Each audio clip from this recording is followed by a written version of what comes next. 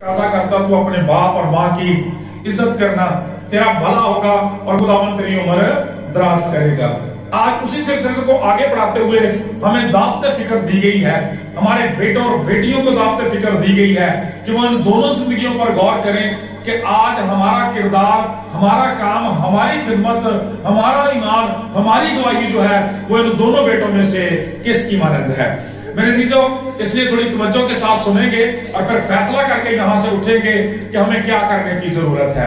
अगर हम खुदा के कलाम के मुताबिक फरमाबरदार बेटों बेटियों में शुमार होते हैं, खुदा की शुक्रगुजारी करें और इस खुदावत से और फजल मांगें ताकि हम इस खिदमत में बढ़ सकें। और अगर हम नाफरमानों की लिस्ट में आते हैं तो फिर आज खुदा के कलाम के मुताबिक जैसा लिखा है, तुम ये देखकर पीछे भी ना पछताए कि उसका यकीन कर लेते। तो फिर आज तौबा करने की जरूरत है, अपने इस बुरे रवैये को छोड़ने की जरूरत है, खुदावंद के पास आने की जरूरत है, एक खुदावंद के साथ चलने का अहद करने की जरूरत है ताकि हमारी जिंदगियां बाबरकत हो सके।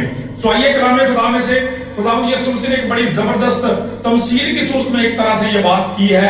आपने फरमाया कि किसी शख्स के दो बेटे थे और एक पाकिस्तान था उनका, जिन्होंने पंजाबी मरब्बा भी कह सकते हो कि मरब्बा सही।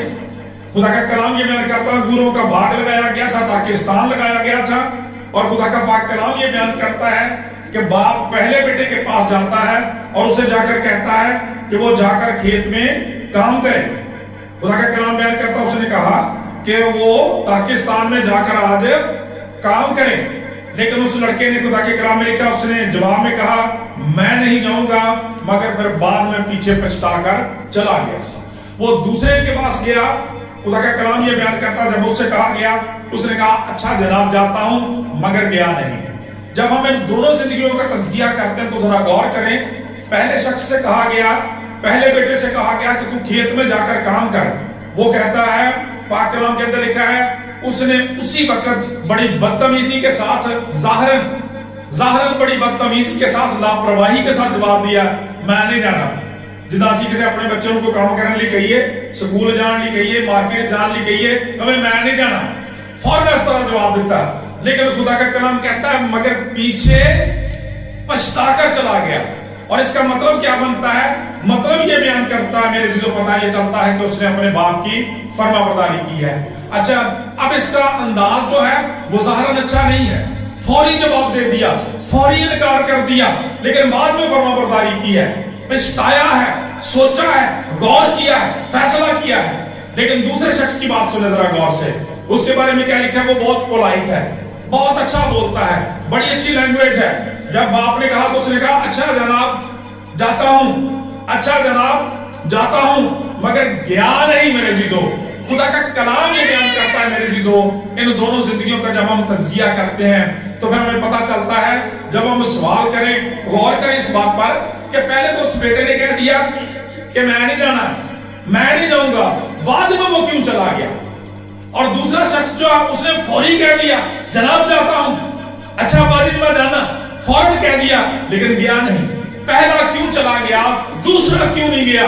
खुदा का कलाम ये बयान करता है कि पहला शख्स जो था, पहला बेटा जो था, खुदा का कलाम बयान करता वो जाहिरी तौर पर तो इनकार कर चुका, लेकिन उसके बाद जब उसने गौर करना शुरू किया, जब उसने सोचना शुरू किया अपने बाप की शफकत पर, खुदा का कलाम ये बयान करता उसकी मोहब्बतों पर, उसकी मेहरबानी पर, उसकी परवरदिगारी पर, उसके प्यार पर सोचना शुरू किया, तो खुदा का कलाम बयान करता है फिर उसने एक फैसला किया कि मुझे अपने बाप की बात माननी चाहिए।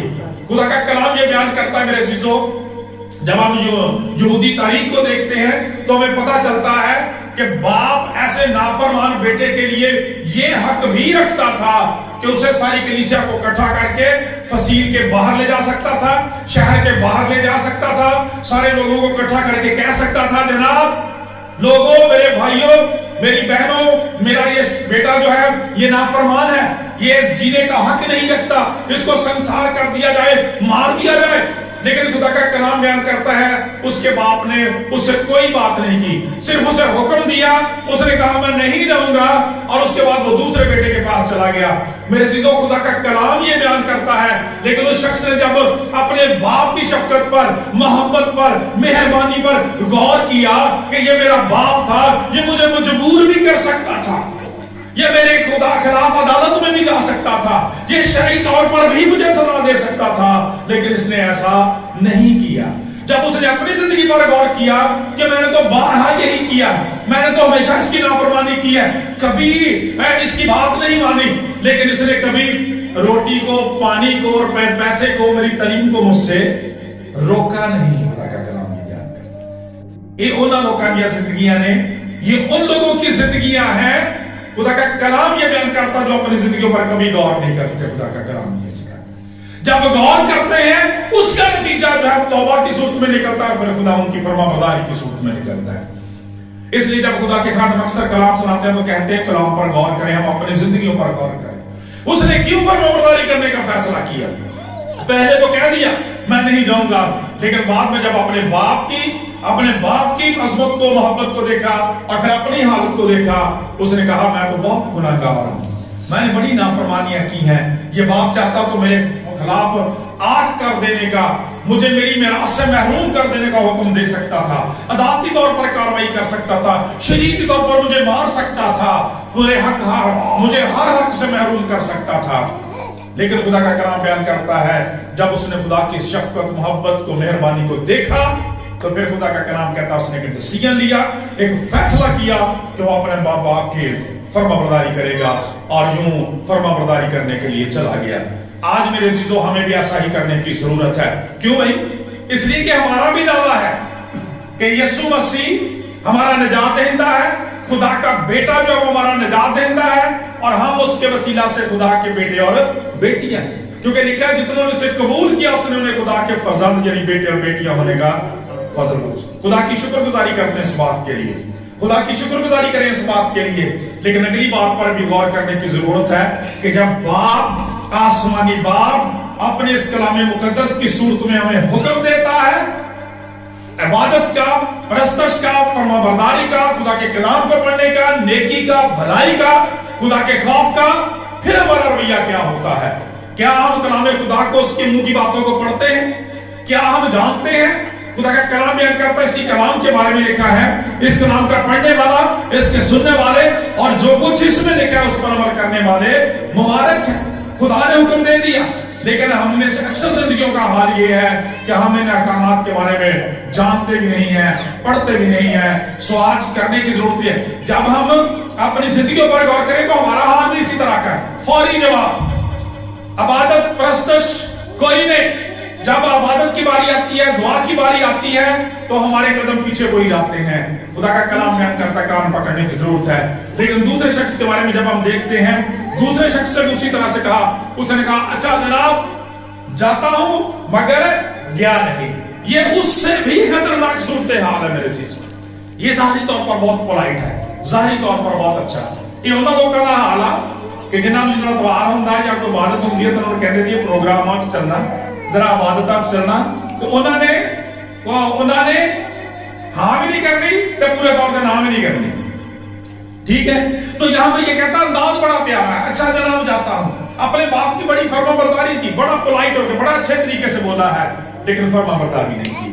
میرے عزیزو، ایسی پولائٹنس، ایسی ظاہرداری، ایسی زبان کی نرمی کسی کام کی نہیں ہے جو خدا ان کی فرما بردار نہیں ہوتی۔ یہ انہوں لوگوں کا رویہ دے کہ جڑے عبادتاں وچ بھی آندے رہندے نے، بلا لیا جاوے تے عبادت وچ بھی آ جاندے نے، کدی کدائی دے کدے کلام بھی پڑھ لیندے نے، کتے رفاقت بھی رکھ لیندے نے، لیکن جدو عمل کرن دی باری ہوندی ہے زندگیاں اسی طرح رہندی ہیں۔ یہ پہلے نالوں بھی خطرناک صورتحال ہے، اور بہت لوگوں کی تعداد اس طرح ہوندی ہے۔ بائبل مقدس میں ملی جلی بھیڑ کے آ گیا ہے کہ جڑی نہ خدا نے کامل طور پہ ہوندی ہے اور نہ ابلیس نے مکمل طور پہ ہوندی ہے۔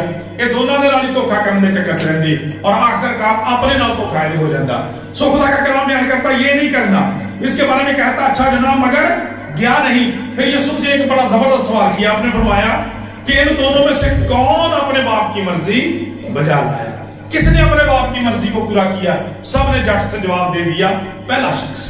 جس نے توبہ کر لی، جس نے معافی مانگ لی، جس نے آنسو بہائے اپنے گناہوں پر، جو روتا رہا اپنے گناہوں پر، جو جھک گیا خدا کے حضور، ڈر گیا خدا سے، خوف کیا خدا کی شفقت پر، اس کے آسمان پر، مسیح کی صلیب پر، کھیل کوڑوں پر، کانٹوں پر غور کیا کہ میں کیا تھا اور مجھے کس طرح سے خداوند نے ریلیز کیا، آزاد کیا۔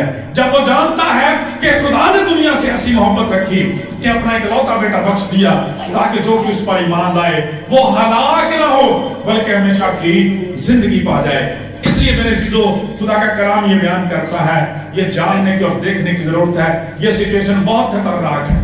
چرچ آنا بہت اچھی بات ہے، یہ ہمارا فرض بنتا ہے، خدا کا حکم ہے اور اس کے ساتھ برکت کا وعدہ بھی ہے، لیکن میرے عزیزو جب ہم یہاں سے چرچ سے نکلتے ہیں تو بڑے شخص کی طرح سے فیصلہ کر کے فیصلہ کر کے یہاں سے نکلیں کہ ہمیں خدا کے کلام کے ساتھ سٹینڈ کرنا ہے، ہر جگہ ہر حالت میں خداوند کے فرما بردار رہنا ہے تاکہ خداوند کے نام کو عزت اور جلال ملے۔ بائبل مقدس میں جب ہم خداوند یسوع مسیح کی تعلیمات کو دیکھتے ہیں، پہاڑی بات کو دیکھتے ہیں، تو وہاں پر بھی ہمیں پتہ چلتا ہے کہ خداوند یسوع مسیح فرماتے ہیں کہ جب تم میرے کہنے پر عمل نہیں کرتے تو پھر کیوں مجھے خداوند خداوند کہتے رہتے ہو؟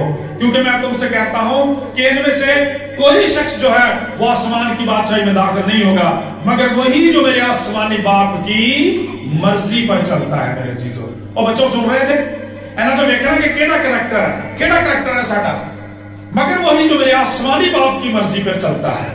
کئی دفعہ ہم پڑھتے ہیں کلام خدا میں سے خداوند اپنے خدا کا نام بے فائدہ نہ لینا، یہ بے فائدہ اونجی خداوند کرنا، اونجی نعرے ماری جانا، اونجی گیت گائی جانا، اونجی کلام پڑھی جانا، اونجی چرچائی جانا، کوئی گل نہیں پڑھنی جنہ چر فرما برداری نہیں کی کرنی خداوند کی۔